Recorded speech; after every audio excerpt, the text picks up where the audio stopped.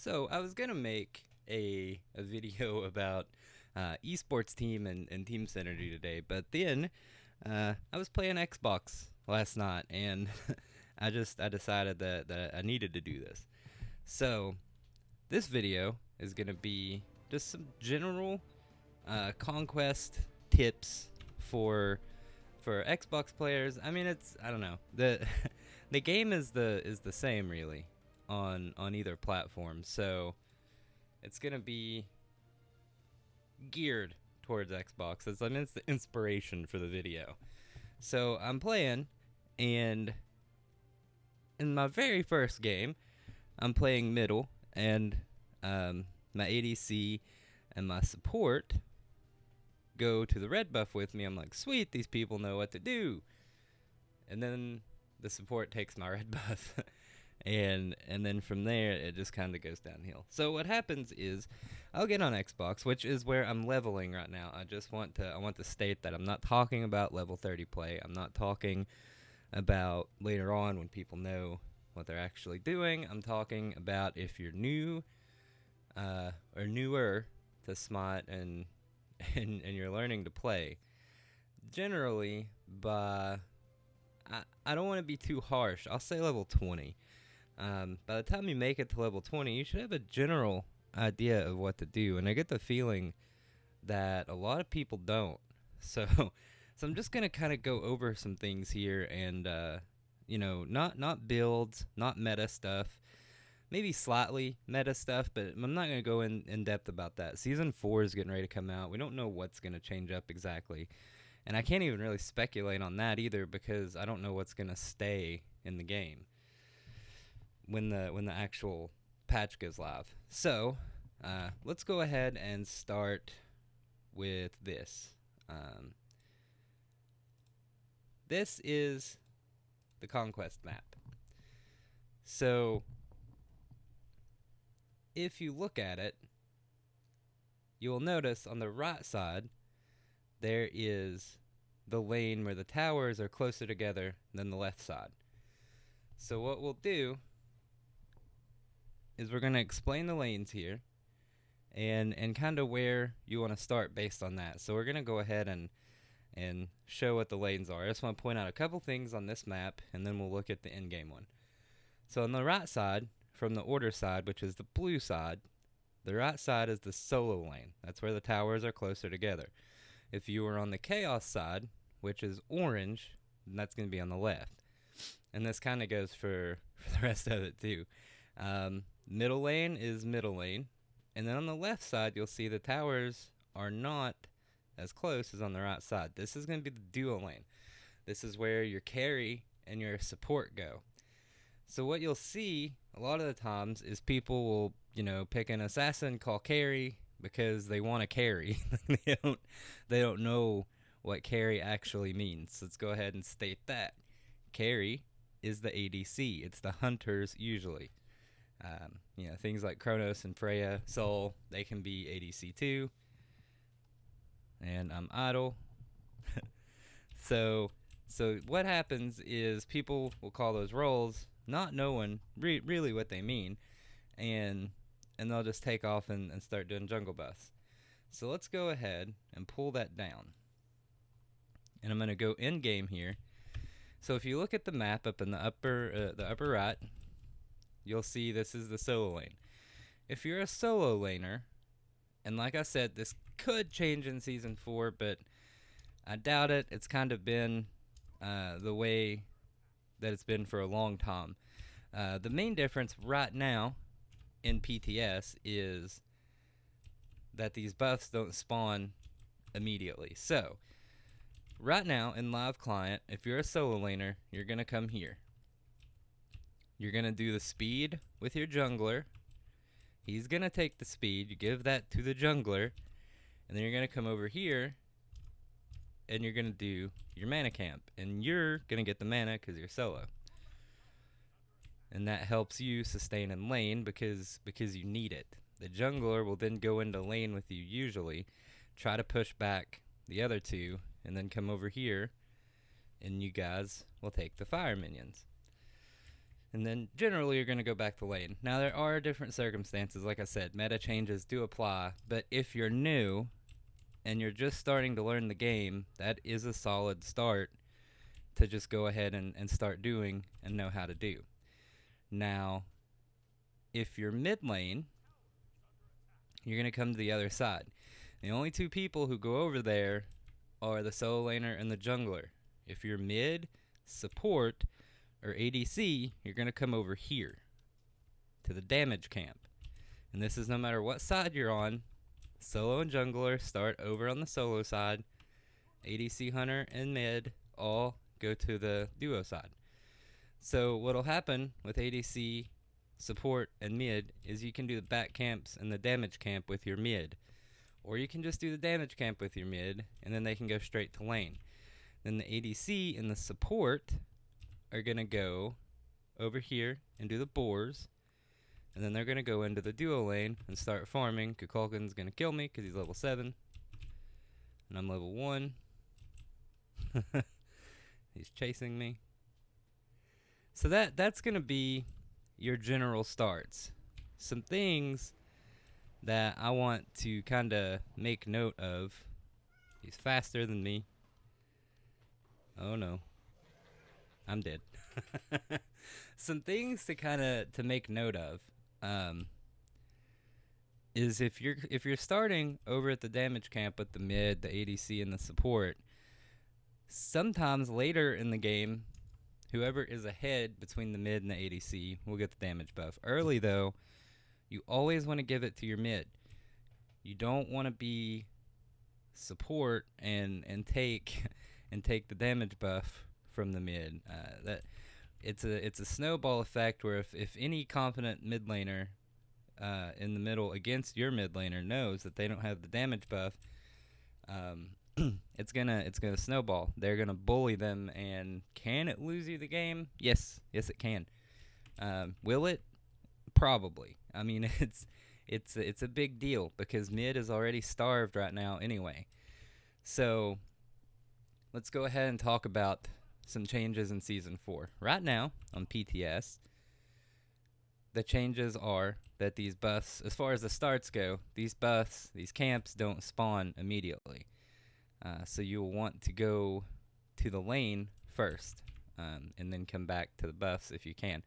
Now this is being experimented with. Really, you need to just keep an eye on some videos and streams and stuff to see what people are doing, because it's constantly changing.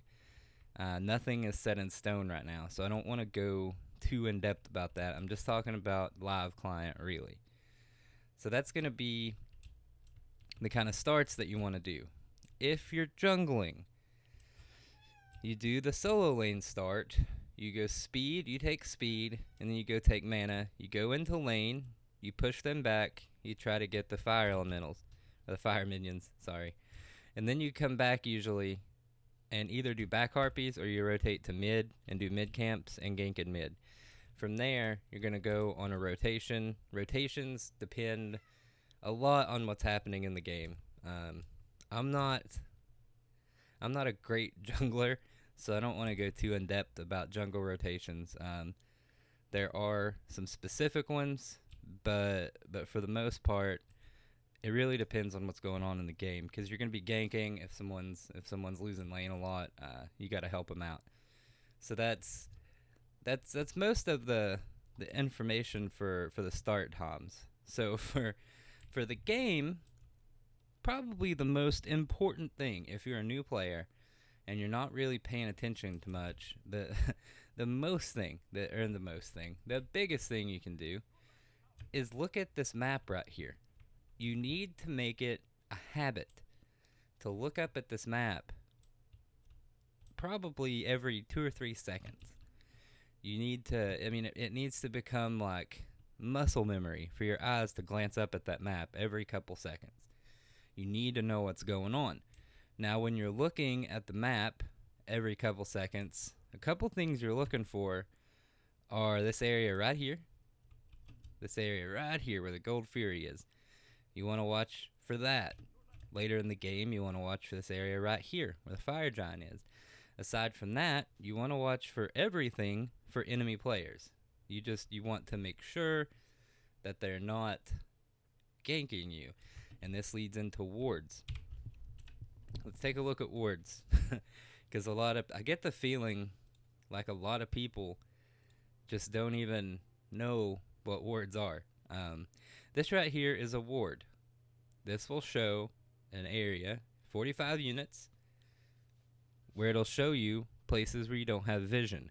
This is a sentry ward. It does basically the same thing, except it shows enemy wards too.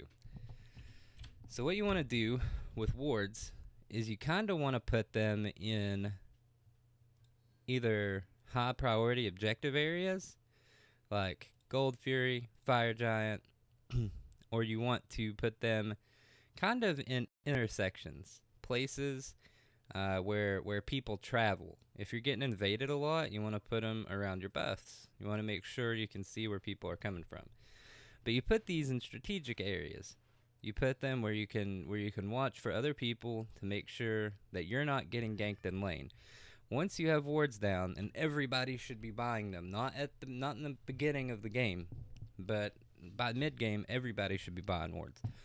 So you put them down, and then you just watch. You look up at this map every couple seconds, and you will be able to see. You'll be able to see what happens. If somebody's coming towards you, if somebody's going at the Gold Fury. So what happens is sometimes when I decide that, I hate myself, I'll get on Xbox where I'm leveling up. It'll look like my team knows what they're doing. So my team, from what I can see, knows what they're doing. They picked a ADC, a jungle, a solo laner, a mid, and I'm like, sweet. I hate myself. I'm going to play support. So I pick a Guardian support, something that is really hard to carry a team that's really down with. And last night, I noticed that the other team, I had a ward on Gold Fury, the other team was attacking Gold Fury. It was 2 or 3 players. My ADC was up here pushing the tower. I go back to defend Gold Fury, and they're still pushing the tower. I engage, and they're still pushing the tower. And I get killed, and they're doing boars. So really just look at the map. It's a huge tool for everything. I mean, it is such a huge thing to watch and watch where people are coming from and see what's going on the map and not get surprised. And when you add wards to it, it's indispensable. Like it's insanely good just to watch the map. Like I said, every few seconds, take a look at the map. And then from there, I want to talk a little bit about picks. If you're just starting out, because picks are extremely meta. Like they don't always default to certain things. They're, like I said, they're very, very meta. So for starting out though, I want to say that there are certain picks that will work out better for you. For mid, you usually want to go mages, excluding even Kronos and Soul can work in mid. Freya is not as good. But for mid, you want to go mages except for Freya, I'm sorry. For duo lane, you want either a hunter, any hunter, or Kronos, Freya, or Soul. That's for your ADC. For support, you want a Guardian, or if your ADC is magical, then you would go with a warrior. And you would just kind of build a tank build. For builds, I don't really want to go into them because they change depending on the meta. They change depending on a lot of things. So we don't want to go too into those because they change so much. Look up a build or go to all items and go to popular. When you go to popular, it's going to show you the most used items for that god, and that'll be a good starting point. Do not use recommended. The recommended builds are usually pretty bad. So go to popular and use that. So you'll, like I said, duo lane, ADCs are going to be Hunters, Freya, Kronos, or Soul. And then for solo, you can really do just about anything you want. You can do a warrior, which is the most common right now. You can do tankier mages. They're not as good at the moment. They used to be insane in solo. So you can do that. Or you can do an assassin. There's a lot of different assassins that are good in the solo lane. So that's, I mean, you can play just about anything you want in solo right now. And then for the jungle, the same thing kind of applies. You can't play anybody, but you can play mostly assassins, and then a lot of different warriors are good jungles. Gods like the Morrigan are decent at jungling, and Freya, not as good as she used to be, but she's okay too. So those are the kind of classes that you're wanting to look for your roles for starting out. As you learn and as you get better, then you're gonna learn the different ways you can do things. But that's just kind of it's for beginning. If you do what I talked about in this video, you're gonna have a much better beginning to the game, and you're gonna go. Something just flashed on my screen. You're gonna have a much better beginning to the game, and you're gonna have a better time throughout the game. If you get a good start and the other team doesn't, then you're gonna be ahead from the beginning. If everybody's just clueless and has no idea what they're doing, and you get a shit start and the other team gets a good start, then you're gonna be behind the whole game. It's really important to get not the right start. I mean, later on when you get to a point where you're up in the higher levels, you're playing ranked, the right start matters a lot. But right now, it doesn't have to be the right start. It just needs to be a decent start. And who gets buffs and what camps each person gets is really important. If, for instance, your ADC comes over and does the speed buff with the solo laner and the jungler, now the solo laner and the jungler are going to be behind. The ADC, the mid, and the support have to be on the damage buff. The solo laner and the jungle get on the speed buff. That's just the start that's just how it is. Especially when the other team is playing like that, because it puts people behind, and your ADC is now behind because they didn't do the speed and the boars. They just did the damage and the boars. They just did the speed buff. And then they're probably in the wrong lane too. So it snowballs. It all snowballs. You can't just give the team an early lead. That's bad. So we'll just recap really quick, and then we'll put an end to it. ADC, support, and mid go to damage buff. The mid gets the damage buff. Mid goes to lane. Sometimes they do back harpies all together, sometimes not. But mid goes to mid, and then the ADC and the support will do boars and go to lane. Solo and jungle will go to speed, and then they will go to mana. Jungle gets speed, solo gets mana. Solo and jungle then go to lane, usually, and push the other two back, get fire minions. And then jungle can rotate from there. And then that's pretty much, that's the most important thing. Now, that's not always, I just want to reiterate, this isn't for the experienced player. This is for people who are getting up to around level 20, or even if they're just starting and they don't exactly know what to do yet. That's who this is for. That's not always the 100% correct start, but it's always going to be a solid start, and it's going to help you get your team in the lead and snowballing early on, and that's what you want. So you just kind of follow that, and then from there, ward. Ward your important areas. Keep vision on the map. I can't stress this enough. Ward these places. Everybody should be buying wards after a couple backs. I mean, after you back a couple times, you should be buying at least one ward and putting them down. If you're mid and you're being aggressive, you want a ward right here all the time. If you're mid and you're being ganked a lot, you want a ward right here. So mid should be buying wards. If you're solo, you want a ward everywhere you can be ganked from, because you're probably going to be getting ganked a lot. If you're a support, you should be warding these kinds of areas anyway. Later on, ADC can do the same. So if everybody's buying wards like they're supposed to, you should have vision all over the map. Like, you should really have vision everywhere. And from that point, make it a habit to look at this map every few seconds from the first second of the game. You want to look for the enemy team. If you know where they're at and they don't know where you're at an advantage.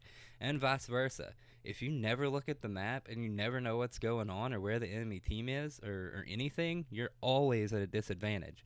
You have to look at the map. And that's really the most important parts that I wanted to talk about for people who are newer to the game. It's a good base. It's a good place to start, and then you can learn from there. You can watch streams, you can watch videos, you can just play games and learn different things from there. But that's where you want to start. That's where I feel you want to start. That's where, when I'm playing on Xbox and people really screw up, it's usually from these points. It's, you know, they're doing the wrong start, they don't know how to start, they're taking the wrong buffs, they're not watching the map, there are no wards at all. So these are the big things that I feel are a good base and that you should be doing. And that's really all I want to talk about. I don't want to harp on newer players. I just kind of want to help them out. I want to make early on in the game better for everybody, and the more people that know what to do earlier in the game, the better. So that's going to be it for now for this video. Tomorrow or maybe the next day, I'll go into some esports stuff. But that's it for now. Thanks for watching, guys. If you liked the video, subscribe, leave a comment if you want to add anything. New players need to see as much as they can. So in the comments, let's have a discussion about what people should be doing. Thanks for watching, and I'll see you guys later.